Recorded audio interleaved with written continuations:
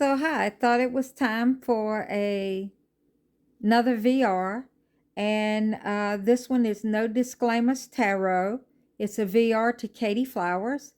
I saw it first over on April's channel at Tarot and Witchery, and then after looking a little deeper into the playlist, I ended up on Sorsha Soaring's um, hashtag to it, and I found it very interesting. I will put the links to those videos down below.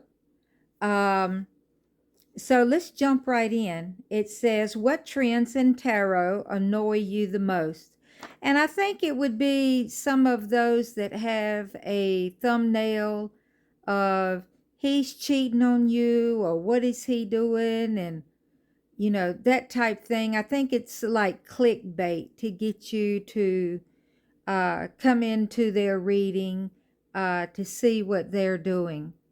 And that just doesn't seem, I don't know, just kind of doesn't seem ethical to me. I have a problem with that. Um, I was gonna say that I'm not a big fan of AI created decks. Um, and most of them that I've seen, I haven't been a big fan of, but as fate would have it, I ended up purchasing two oracle decks that are AI generated. And I absolutely love those little decks.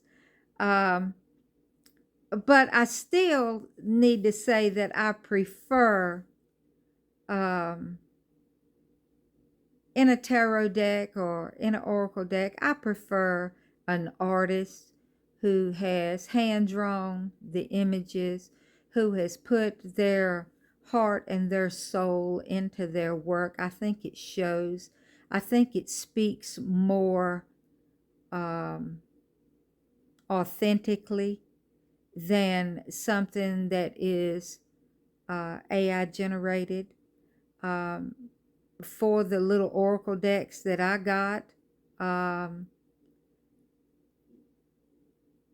it was appropriate, but um, yeah, for the most part, um, that's something that can annoy me from time to time.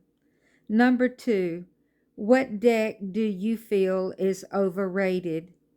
Um, this will not get me any fans. I'm going to say the Wild Unknown.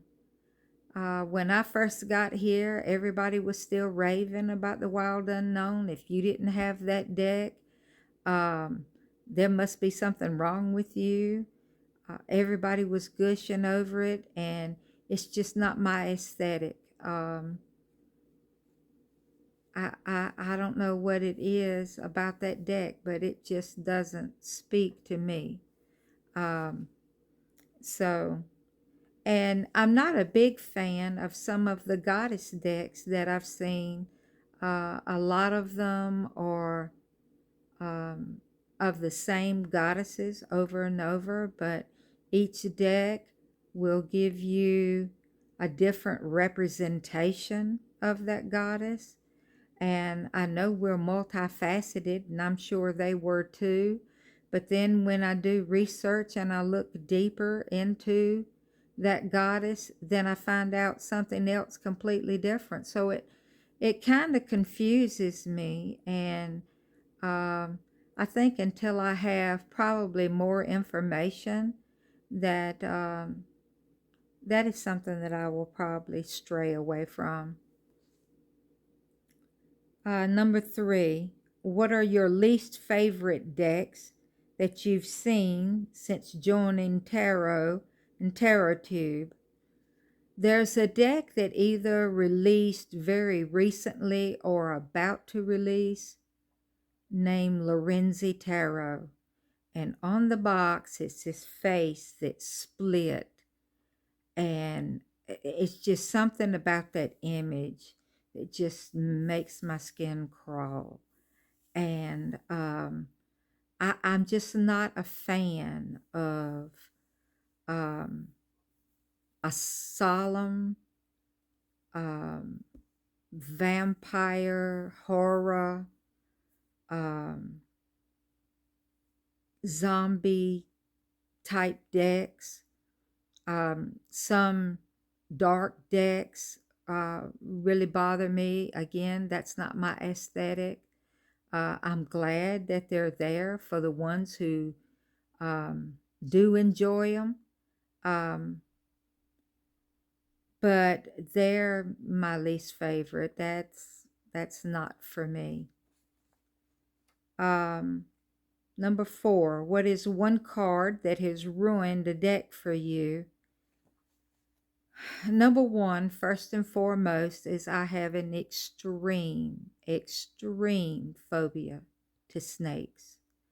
So when I'm flipping through a deck and then there's a snake that pops up in a position to strike, I'll squeal like a fat little pig and drop the deck and be shaking and trembling. It terrifies me. Even even a picture. I don't even have to see the real thing. Just see a picture. Um, and it takes me to a very fearful place.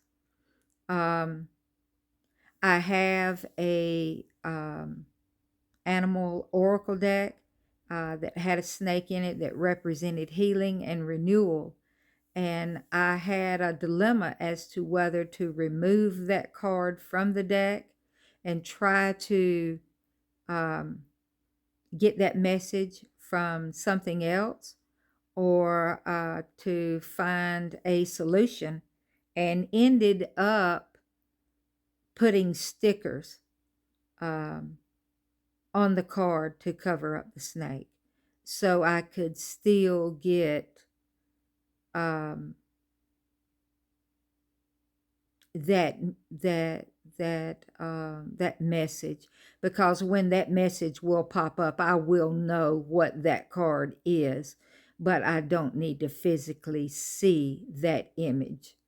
I understand the concept of renewal, of shedding the skin and becoming anew again. I get that.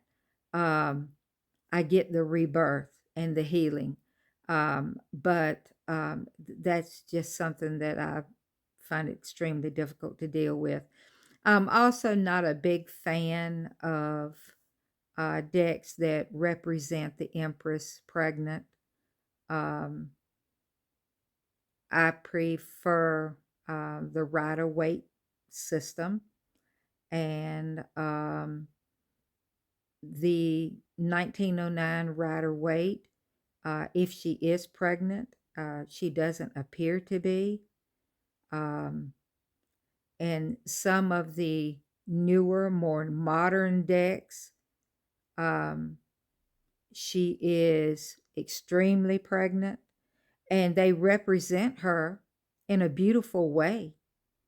Um, it's just not that, I don't know. It's just something about it that um, detracts from the meaning for me. Um, so, yeah. Number 5, which out of print deck do you wish was still in print?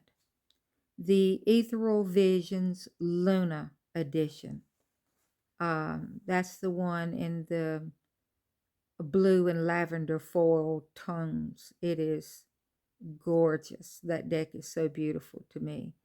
And there's a particular uh, content creator that I watch who uses it on occasion, and I just get all giggly every time they use it.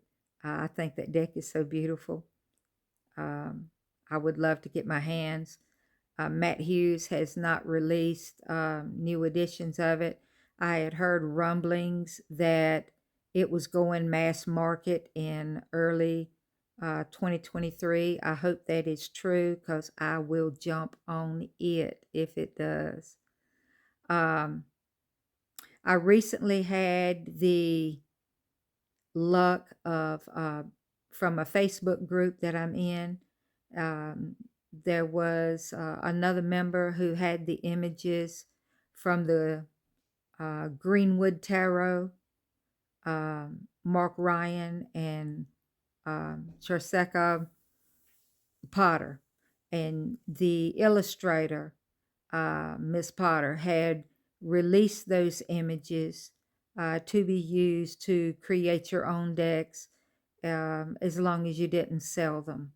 And so I took advantage of that opportunity and took those images and went to make playing cards and made my own Greenwood Tarot, and I'm awaiting its arrival now. That is a deck that I would have never been able to acquire. Um, from what I'm understanding, it can go as high as $1,000 on eBay, um, for Greenwood Tarot. So I'm real grateful that the illustrator released those images, um, so people could acquire a copy of that deck for themselves. Number 6, what are some of your tarot and tarot tube pet peeves? Okay, let me see if I can find the words to not offend anyone here. There is a number of videos that are created. I have my own attempts at them, of where you see the tabletop and the content creator's hands is all you see. You hear their voice, but you never see them. You just see their hands and the cards. And that's well and good. That's what we're there for, is to see the cards.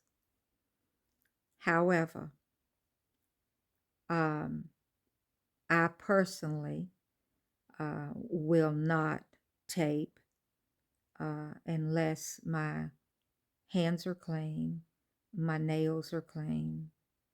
Um, if I have chipped nail polish or what have you, I'll take care of that before I go on camera. That's just my personal pet peeve. Um, but I do think that unless I'm watching a gardening video, that I shouldn't see dirt up under your nails. For me, that is distracting, um, and my concentration is on your hands instead of on the cards. Um, so, yeah, that's a pet peeve of mine. I also saw a video of someone that had a sore on their hand that was weeping and draining, and um, that was unsettling, and I found very distasteful as well. Um,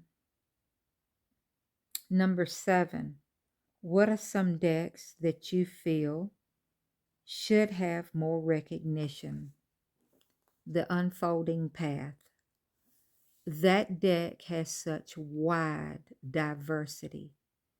It has age diversity, it has body diversity, it has mobility diversity, it has racial diversity, gender, sexual preference diversities.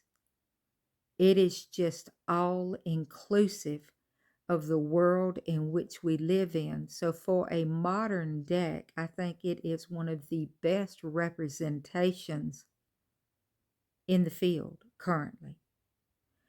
There are other decks um, that does a beautiful modern take, Light Seers being one. But even in Light Seers, it kind of leans more to the younger, slimmer, more attractive aesthetic.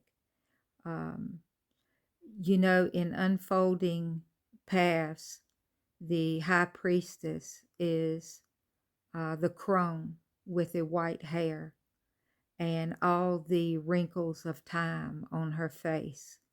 Um, And to me, that makes her even more beautiful, and even enhances the meaning of the knowledge and the knowing that you get from the priestess.